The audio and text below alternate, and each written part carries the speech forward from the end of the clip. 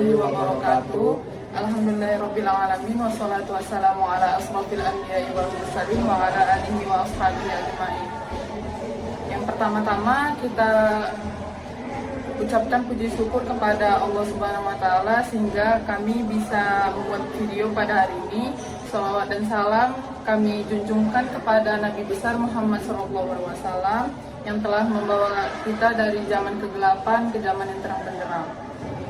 Di sini kami akan menjelaskan tentang ejaan bahasa Indonesia. Baiklah, pemateri pertama kepada saya sendiri.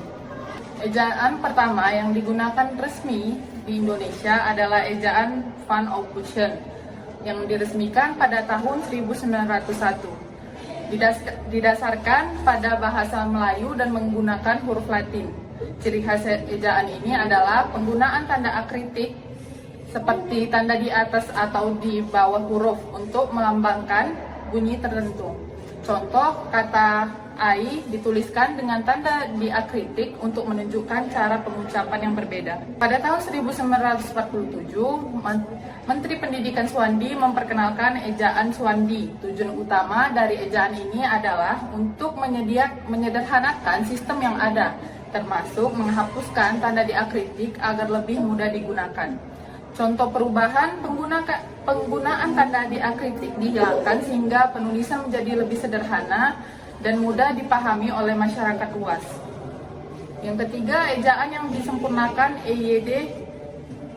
Pada tahun 1972, ejaan ini diperkenalkan oleh Presiden Soeharto. Beberapa perubahan meliputi seperti huruf DJ menjadi J, huruf TJ diganti menjadi C. Tujuannya adalah untuk menyeragamkan penulisan dan membuatnya lebih sederhana. Contoh, dejari berubah menjadi jari dan tejelana berubah menjadi celana. 4. Pedoman Umum Ejaan Bahasa Indonesia atau PUEBI pada tahun 2015. PUEBI adalah penyempurnaan dari EYD untuk menyesuaikan dengan perkembangan zaman. Perubahan ini dilakukan agar aturan ejaan lebih relevan dan mudah dipahami oleh generasi masa kini. Contoh pembaruan penggunaan huruf kapital dan tanda baca lebih ditegaskan dalam PUEBI agar lebih konsisten. Selanjutnya saya akan membahas materi tentang pemakaian huruf kapital. Huruf kapital memiliki fungsi khusus dalam bahasa Indonesia. Huruf ini digunakan untuk menunjukkan keistimewaan tertentu, seperti pada awal kalimat, pada nama orang, tempat, gelar, dan judul.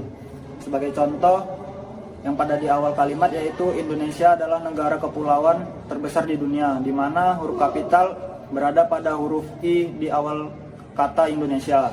A. Pemenggalan kata dasar. Pemenggalan di antara huruf vokal. Jika ada dua huruf vokal beruntutan, pemenggalan dilakukan di antaranya. Contoh, buah menjadi bu, tanda hubung A. Yang kedua, pemenggalan sebelum huruf konsonan di tengah kata. Jika terdapat konsonan antara dua vokal, pemenggalan dilakukan sebelum konsonan. Contohnya, bapak menjadi ba, tanda hubung pa. Pemenggalan di antara dua konsonan berurutan. Pemenggalan dilakukan di antara dua konsonan berurutan. Contohnya mandi, man, tanda hubung di. Yang keempat, pemenggalan pada 3 konsonan atau lebih.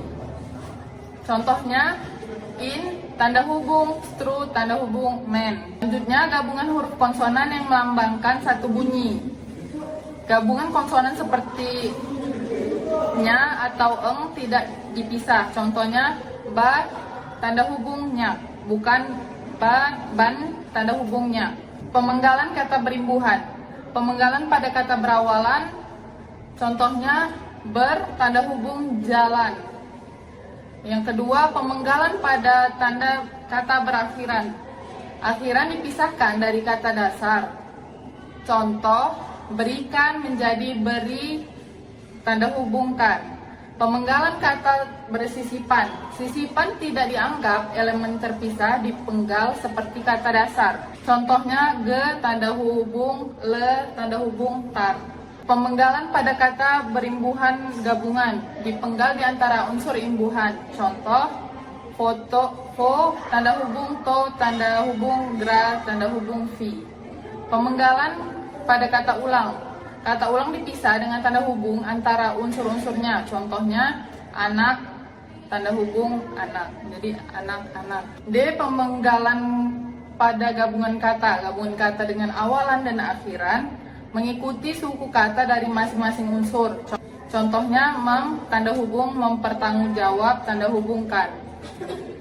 Selanjutnya nama orang. Nama orang dipenggal di antara unsur-unsurnya pada akhir baris, contohnya Abdul Hakim. Pemenggalan pada kata singkatan dan akronim. Singkatan tidak dipenggal, singkatan nama lembaga atau satuan tidak boleh dipisah. Contohnya DPR. Selanjutnya akronim dapat dipenggal. Akronim dipisah sesuai suku katanya. Contoh tanda hubung to. Selanjutnya, Terakhir saya akan membahas tentang pemakaian tanda baca. Beberapa tanda baca penting dalam bahasa Indonesia. Contohnya seperti tanda titik yang digunakan untuk mengakhiri kalimat pernyataan. Seperti contoh, saya pergi ke pasar, di mana tanda titik tersebut berada pada akhir kalimat tersebut. Yang kedua, tanda koma digunakan untuk memisahkan daftar atau antara anak kalimat dengan induk kalimat. Contohnya, dia membawa tas, koma, buku, koma, dan tanda pena. Yang ketiga, tanda titik dua digunakan untuk mengawali kutipan atau daftar. Contohnya, dia berkata, titik dua, saya akan pergi. Yang keempat, tanda tanya digunakan untuk mengakhiri kalimat tanya. Contohnya seperti apa kabar. Yang kelima, tanda seru digunakan untuk menunjukkan perasaan kuat. Contohnya, sebagai kesimpulan, perkembangan ejaan bahasa Indonesia telah mengalami berbagai perubahan sejak diperkenalkannya ejaan Van Ophusen, sehingga dari ejaan Van Ophusen hingga pedoman umum ejaan bahasa Indonesia atau PUEB. Setiap perubahan yang terjadi mencerminkan upaya pemerintah dan para ahli bahasa untuk menyempurnakan kaidah penulisan dan pembakuan bahasa Indonesia. Penggunaan huruf kapital, huruf kecil, pemenggalan kata, serta tanda baca memiliki peran penting dalam menjaga keteraturan dan kejelasan tulisan. Pedoman ejaan yang baku tidak hanya berfungsi sebagai acuan, tetapi juga sebagai bentuk pelestarian bahasa Indonesia sebagai identitas bangsa. Demikian presentasi dari kami. Apabila ada salah kata, kami mohon maaf. Terima kasih atas perhatiannya. Assalamualaikum warahmatullahi wabarakatuh.